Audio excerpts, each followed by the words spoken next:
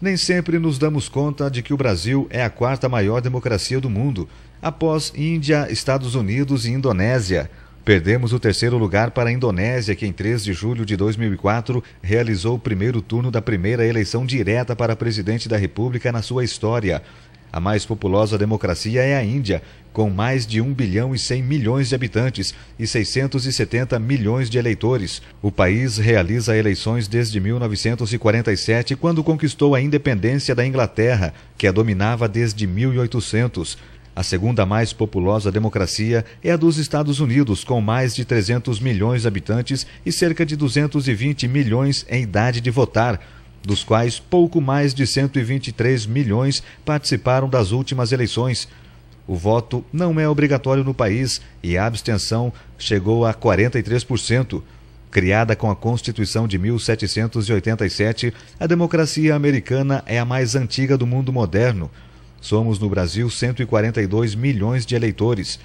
Se o leitor lembrar que a Argentina tem 39 milhões de habitantes, são mais de 3 argentinas votando. E se o leitor lembrar que os resultados são disponibilizados menos de 6 horas depois de terminada a votação, e ainda que 59% do território nacional é composto pela Amazônia Legal, onde um eleitor muitas vezes toma um barco e navega quase 5 horas para votar, essa realidade é mais do que espetacular, é quase inacreditável. A beleza da democracia. Nunca é demais lembrar que o voto do rico, do empresário, do próprio político candidato tem o mesmo peso e valor do voto de qualquer um de nós. Por isso, todo cidadão ao votar deve pensar no futuro do país e não no curto prazo ou em nossas possíveis vantagens pessoais. Como a quarta maior democracia do mundo, o Brasil aumenta sua responsabilidade perante o mundo livre. Ao votar, estamos dando aos que elegemos uma procuração para nos representar pelos próximos 4 anos. Depois de votarmos, não nos cabe chorar o voto errado.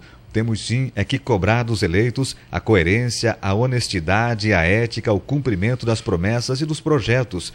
E a pena aos que não cumprirem bem o nosso mandato será a perda desse mandato que foi dado por nós mesmos. Nas próximas eleições, saberemos excluir os maus e poupar os bons, aqueles que fazem da política a arte do bem comum. Vote bem, respeite você, respeitando o seu voto. Lembre que o poder do seu voto é muito maior do que você pode imaginar e as consequências são igualmente enormes. O sistema de votação desenvolvido pelo Brasil preconiza a segurança e a transparência na hora do voto. Uma das principais orientações para que o eleitor e todo o sistema eleitoral não sejam prejudicados é de não levar produtos eletrônicos na hora da votação.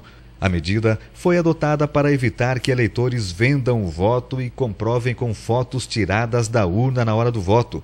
Por isso, a Justiça Eleitoral proíbe a entrada com celulares, tablets e máquinas fotográficas nas sessões eleitorais. Os mesários estão treinados para reter esses materiais enquanto o eleitor realiza o voto, sendo o produto restituído logo após. No momento em que o mesário estiver conferindo a documentação, o secretário da sessão que está ali na fila conferindo a documentação dos eleitores, ele já vai verificar se o eleitor está portando celular, tablet, máquina fotográfica, qualquer tipo de equipamento eletrônico.